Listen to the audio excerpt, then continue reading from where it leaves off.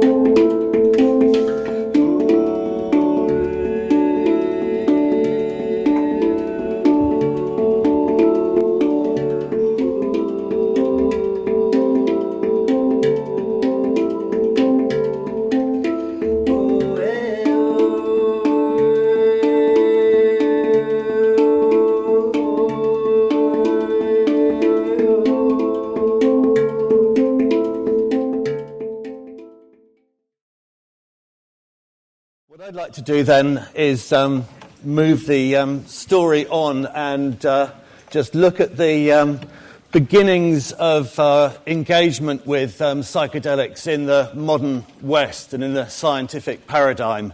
And this, I think, is in many ways, in many obvious ways, it's a very, very different story from traditional psychedelic use. And that difference is very much focused around David's question of what does psychedelics mean? Psychedelics in Western culture don't come with meanings implicit in them in the way that they do in traditional cultures. There's all kinds of things that science can do that nobody could do before in other cultures, like, for example, we can look at these substances chemically, we can synthesize them, we can look at them in terms of their biochemistry, their molecular structure, their mechanism of action on the brain, but none of this actually tells us what the psychedelic experience means. So I'd like to look at the sort of very first scientific encounters with psychedelics, partly because they're very interesting in themselves, but I also think they're very interesting because they tell us, they remind us perhaps of some fundamental points about the ways that psychedelics first struck us in modern culture.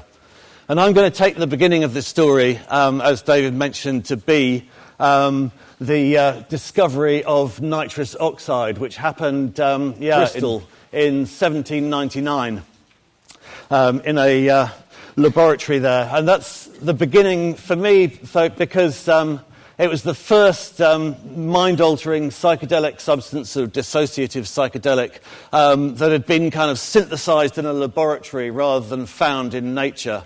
And also, as soon as its properties were recognized, it immediately led into this amazing program of research, which was a whole bunch of people for the first time ever sitting down saying, here's a substance that dramatically affects our consciousness, let's take it and let's see what it does, let's try and describe it, let's try and figure out what was going on. So nitrous oxide was first synthesized by Humphrey Davy, who was going to go on to become Sir Humphrey Davy and the president of the Royal Society and the inventor of the Davy lamp and all that. But at this point, he was a young chemist. This was his first job as a laboratory assistant. The laboratory he was working in was a sort of laboratory specializing in gases called the Pneumatic Institution, which had been set up by a radical doctor called Thomas Beddoes. So this was probably the first example of what we would now call a medical research institution, in the sense that this is somewhere that was deliberately set up to synthesize new chemicals, then to try them out and see if they could work in sort of medicine and therapy. So this is all happening within that kind of medical experimental context. But as soon as Davy and Beddoes inhaled nitrous oxide, they realized that, yeah, it probably had therapeutic potential, but it also had some other extremely interesting properties of altering the mind and heightening consciousness. So what they noticed straight away was that it seemed to have this ability to produce pleasure or euphoria when you inhaled it. Just a kind of big wave of euphoria that didn't seem to be about anything else except the gas. So that in itself raised all kinds of interesting questions. How come this substance that didn't even exist in nature can suddenly be produced and can just push human pleasure buttons just like that? What's going on? But it's more than pleasure. It also stimulated the kind of higher reaches of the imagination, and it produced for them these really kind of cosmic revelatory sensations, you know, as the effect of the gas peaked. and then it kind of diminished, leaving them not quite sure, what it had actually been. But they had, so this kind of went far beyond medicine into really philosophy and big questions about what is the human condition, what is the relation between our material, chemical makeup and our sort of, visionary experience. And they had an amazing group of researchers to try this out on, because their sort of social circle that they hung out with included, for example, young romantic poets Robert Southey and Samuel Taylor Coleridge. So everybody went at it, inhaling nitrous oxide. It was in the evening after the laboratory work was done. Davy would just set up this reaction, heating ammonium nitrate and producing nitrous oxide, and all these people would come around and inhale it. And he set up a loose experimental kind of protocol where people who'd had the gas would then have to write a little account, a little description of what had happened to them. And what's so interesting about this for me is that at this point we didn't have the kind of two cultures divide that we have now between art and science. So these are doctors and chemists and poets and philosophers all coming together, and the assumption that they're all working from is that this, David's question, what do psychedelics mean? This is a question that, needs all these different disciplines to answer it. So the first person to inhale the gas and write a report on it was Robert Southey, who would later become a poet laureate. His description of his nitrous oxide experience was the atmosphere of the highest of all possible heavens must be composed of this gas, which is not bad for your first nitrous oxide airbag. And it's also a good indication of where they were going with this, because he's saying, it's using religious language, but at the same time it's subverting religious language. Because this is a culture that was, with a very strong religious orthodoxy. The idea out there was that any kind of religious revelation had to come from the church, had to come from revealed religion and the scriptures. So he's saying now, heaven now has an atmosphere and we can synthesize it in our laboratory. So we don't need to go through the church anymore. The atmosphere of heaven is right here. We've seized control of the means of production of religious experience. And at the same time, he's also kind of, it's very lyrical. He's not trying to describe this in sort of rationalist, materialist terms. Because on the one hand, they're trying to avoid this kind of, religious language. But on the other hand, they realize that, rationalist, sort of reductive, materialist language is not going to, produce the answers that they want. So they're kind of trying to steer somewhere in the middle. Humphrey Davy talks very early on about a language of feeling. What we need is a new language of feeling. We need a new language because these are new states of consciousness that nobody has ever experienced before. And the language of feeling at the same time was very much what the Romantic poets were trying to do. They were trying to produce a new language that could describe moods and emotions and sensations and perceptions that nobody had ever talked about before. So as the nitrous oxide experiments went on, Davy started taking more and more heroic doses because he always wanted to know what would happen if you took more, right?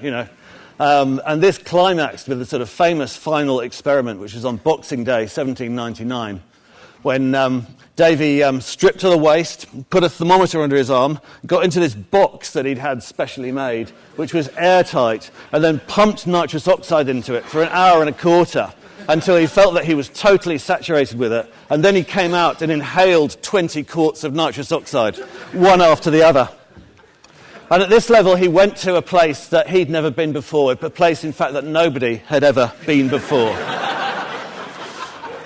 He went beyond his body. He went into what he calls a realm of ideas, where he just had no physical extension at all. He went beyond space and time, because this was a sort of infinite space that he was in. And it was like a timeless, frozen moment. And sort of everything that was in the universe was there. And he was just like master of the universe and could make any kind of connections that he wanted to. And then when he came back from this, he had to try and, sum this up. And he kind of came up with this, what became a very famous sentence. He said, "Nothing exists but thoughts. The world is composed of impressions, ideas, pleasures, and pains." So that was maybe the first answer to this question of what do psychedelics mean. That actually, one of the interesting things was that as well as just having discovered this dissociative psychedelic, they'd also just got introduced to German idealist philosophy, Kant and so on, so they were also playing with these ideas that Actually, the reason, reality out there is not like a fixed thing out there. It only looks that way to us because that's the way our brains are wired, because we have mental categories of sort of space and time and so on that order reality. But in fact, that's because of our senses and the way they work. If you change the inputs with a substance like nitrous oxide, you change the sort of sensory input that you're getting, then actually what you get is a whole different reality. So that's kind of the revelation that really came out of the first engagement with psychedelics, was that it's not our inner world in here and the real world out there, that these two are actually going to bleed into each other much more. And in fact, our inner world, our imagination, creates reality much more than people realize. And this, of course, was also, a central insight of the Romantic movement that people like Coleridge would go on and develop. So when Davy wrote up his nitrous oxide researches, he wrote them up in a report entitled Researches Chemical and Philosophical. And the first section of this is the chemical synthesis, how he produced nitrous oxide. And the last section is all the subjective reports of everybody he gave it to. Which I think is kind of fascinating, because from the beginning you can see the idea to answer the question, what do psychedelics mean? It involves two mutually unintelligible languages, chemical synthesis on the one hand and subjective reportage on the other. And, some of you are probably ahead of me here, but if you fast forward 200 years and look at the Shulgin's work, for example, it's very interesting to see that they report in exactly the same form that Davy did, the chemical synthesis and then the subjective extension. So Davy went on to become probably the, most famous British scientist of his generation, and his legend was founded on the nitrous oxide experiment. So this was all the way through the 19th century. There was this idea that this is what great scientists did. They kind of put themselves out there and they kind of experimented fearlessly on themselves. So actually, throughout the 19th century, it's pretty standard for people who are sort of starting to work with mind-altering drugs that they should take them themselves. That's kind of the first thing that they assume that's the most obvious way to proceed. So, just to take one example, the French psychiatrist Jean-Jacques Moreau de Tours. Moreau was the first person to write about the effects of cannabis or hashish. Cannabis is not a psychedelic, you may say. Moreau's idea of a dose was about 3 or 4 grams taken orally. The whole point of this was to produce like a really, really intense delirium that would go on for hours and hours and hours. And in Moreau's writing about hashish, he's really explicit about this. He says many, many times, I challenge the right of anyone to discuss the effects of hashish if he's not speaking for himself. In other words, what do psychedelics mean? Well, you have to take them to figure out what they mean. And that's very interesting, I think, because that's not the way that science operates these days. But that is kind of what everybody who was trying to sort of figure out what these drugs were doing did for a long, long time until recent times.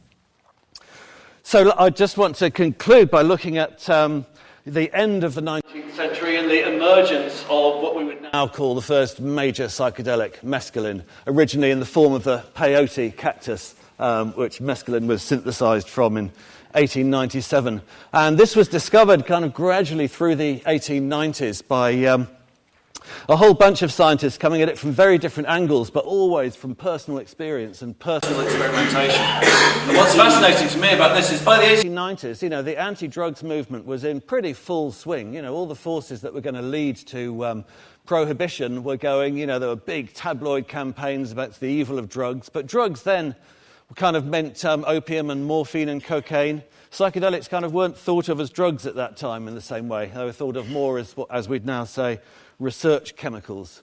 So the discovery of mescaline started with the sort of first written account of a peyote experiment, which was by James Mooney, who was an ethnographer at the Smithsonian Institution. He was spending a lot of time with the Sioux people, and he did a lot of peyote rituals with them. And his write-up of it was, of the peyote experience, was incredibly positive, The Indians, he said, regard the mescal, that's kind of what peyote was known at the time, as a panacea in medicine, a source of inspiration, and the key which opens to them all the glories of another world. So he immediately got, what Paul was talking about in terms of the traditional use. Although he also said, but it's not quite going to be that way for us. This is because it's part of Sioux culture. It comes with all kinds of meanings. We're going to have to discover our own meanings for this. We're going to have to discover our own uses.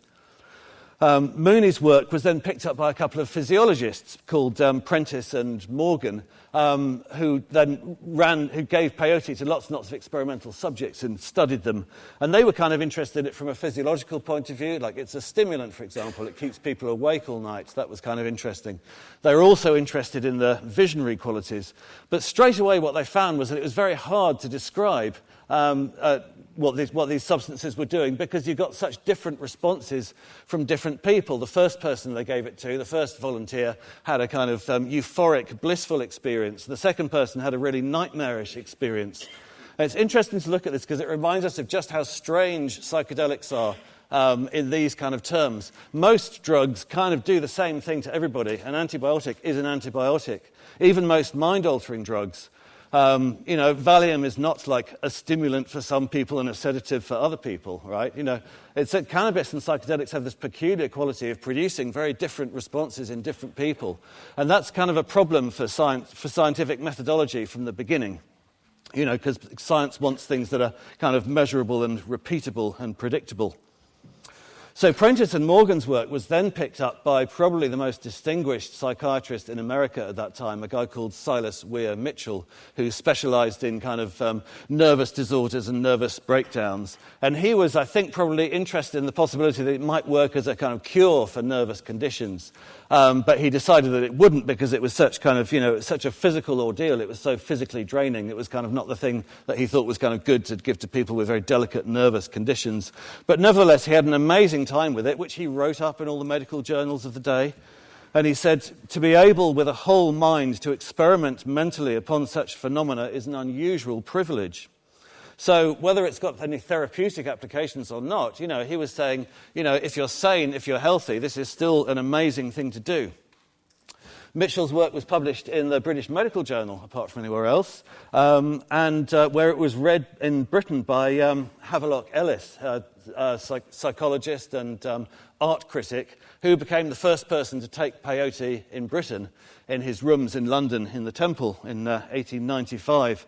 And he writes an amazing description of his peyote experience, which is almost like a kind of art review. He takes it on a totally aesthetic level, just trying to describe, the colours and the visual effects and the patterns that he's seeing, comparing them to everything from, Maori wood carving to sort of Persian Arabic. At the end of it, he says, if it should ever chance that the consumption of mezcal becomes a habit, the favourite poet of the mezcal drinker will certainly be Wordsworth. Many of his most memorable poems and phrases cannot, one is almost tempted to say, be appreciated in their full significance by one who's never been under the influence of mezcal. So this takes us back very nicely to the discovery of nitrous oxide and the sort of beginning of the Romantic poets, because what Ellis is talking about here with Wordsworth, I think, is Wordsworth's kind of sense that it's not kind of, we're not separated from nature. It's not kind of, sort of humanity inside our heads and nature out there. It's humanity and nature interpenetrating each other and, in a sense, kind of creating each other. So all the while these experiments were going on, people were still trying to figure out what it actually was in the peyote that was doing this, looking for the psychoactive chemical ingredient, and there were various people doing this. It turned out to be quite hard because there's all kinds of different kind of organic extracts that you can get out of peyote depending on what you do. Most of them aren't psychoactive. Some doctors were kind of giving the different ones to dogs and seeing if they could figure out which dogs were tripping. The guy who won the race was Arthur Hefter in Leipzig, and he just took the samples himself, and he, won the race to identify mescaline. So by that time, as we can see, a lot of people have been taking psychedelics and looking at them from a lot of different perspectives and a lot of different frameworks. You may have noticed one framework that's kind of not really sort of explicitly there, which is surprising perhaps, is the spiritual framework. I think that's partly because these people were mostly looking at it with different scientific agendas in mind.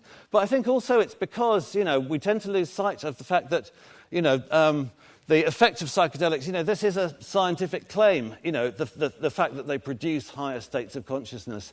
And even if those higher states of consciousness are spiritual or religious, what you're fundamentally saying is, hey, you can take a chemical, and do this. So there is a kind of, underlying scientific basis to everything that's going on here. But the person who first figured out how to get a spiritual, how to frame the spiritual experience in this was William James, the great psychologist and philosopher, who'd been observing all this very, very closely. James was a scientist, but he believed that science had a problem because it privileged certain types of phenomena over other ones. It tended to privilege ones that were easily sort of observable and measurable, and for that reason it didn't really kind of take seriously the claims of subjective experiences and mystical states. And for James, this was a failing in science. You know, science needed to figure out a way of kind of understanding these things and sort of bringing them into the purview of science. So he tried to take peyote, but found he couldn't kind of stomach it, went for nitrous oxide instead. And he had an amazing revelation on nitrous oxide, which he writes about mostly in terms of the philosophy of Hegel. Weirdly enough, he is also kind of tangling with German idealistic philosophers at the same time as he's discovering his dissociative psychedelics, a very potent combination. So what he can't grasp with Hegel is how it can be true or possible that two opposite propositions can be true at the same time. But as soon as he takes nitrous oxide... Such a revelation for James, because although he was a scientist, his father was a Swedenborgian mystic who'd had very powerful religious experiences, and James had never had them, and he'd always felt he was missing of reality and human experience that wasn't open to him, and nitrous oxide gave it to him. And the central revelation for him he expresses it in very famous terms when he writes the varieties of religious experience. So this is what he says he's learned from nitrous oxide, is that our normal waking consciousness, rational consciousness as we call it, is but one special type of consciousness. Whilst all about it, parted from it by the filmiest of screens, there lie potential forms of consciousness entirely different. No account of the universe in its totality can be final, which leaves these other forms of consciousness quite disregarded. In other words, whatever appears in these visionary states and in these spiritual states, whether it sort of turns out to be literally true or not, the experience itself is psychologically real. And just the fact that the experience itself is psychologically real tells us that there are other ways of seeing the world and there are other ways of being in the world. And whatever else psychedelics mean, that's where their meaning starts. Thank you.